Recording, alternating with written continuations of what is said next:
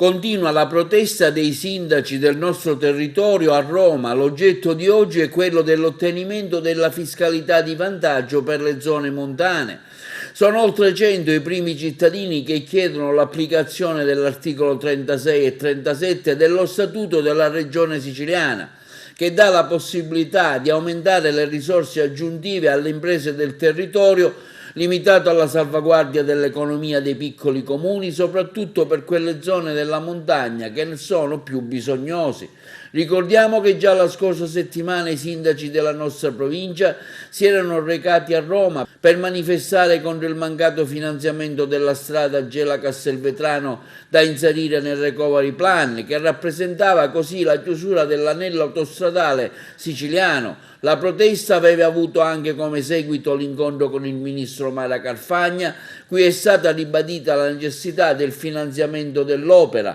L'appello quindi era stato anche esteso al primo ministro Draghi. Una lunga lettera è stata consegnata stamane ai parlamentari, deputati e senatori della nostra Repubblica a firma dei sindaci delle zone franche montane della Sicilia, con una minuziosa descrizione delle problematiche del nostro territorio.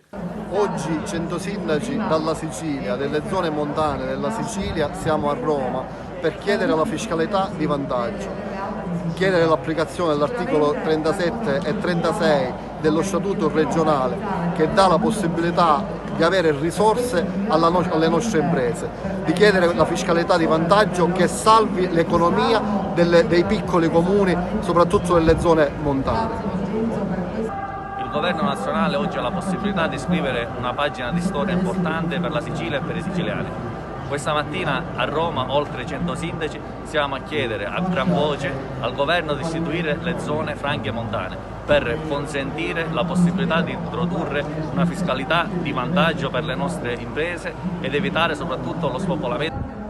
Oggi a Roma più di 100 sindaci, ancora una volta per portare avanti quelli che sono i diritti del nostro territorio. Siamo qua per richiedere il regime della fiscalità di vantaggio che è prevista dallo Statuto siciliano. Il Comune di Grotte ha un'altitudine superiore ai 500 metri e questo ci consentirà di avere dei vantaggi non indifferenti. In passato è stato fatto l'errore, ad esempio, di non fare in modo che Grotte facesse parte delle aree interne. Cercheremo di lottare anche per questo e consentire al nostro Paese di avere tutti i benefici possibili